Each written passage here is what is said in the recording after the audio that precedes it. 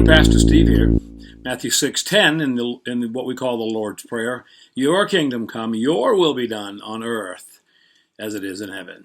I feel some self-condemnation when I say, thy kingdom come.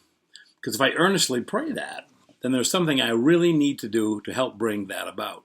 In Matthew 24:14, we hear Jesus saying, and this gospel of good news of the kingdom will be preached in all the world for a witness to all nations, and then shall the end come. As I recall his marching orders to the apostles and to us, he left us to carry on the work. Matthew 28, right? Go into all the world and preach the gospel to every creature. Acts 1:8, he said, you will receive power when the Holy Ghost has come upon you, and you will be witnesses to me in all the world. So if I pray, thy kingdom come, it seems that I should be about preaching the gospel of that kingdom. Am I right? Doesn't seem as if I can earnestly pray and not willingly be a part of that. Then he says, thy will be done. We glibly pray those words, but how often do we look at them and count the cost? I mean, in my own life, since that's the one I'm living, how often do I say, well, your will be done, Lord, God's will be done. And what if the will of the Lord is one that leads us down a path I'd rather not go? Jesus understands that. In the Garden of Gethsemane, he counted the full cost. And he said, Father, if it's possible, remove this cup. Is there a plan B, Father? Then he said, but not my will. Your will be done, Father.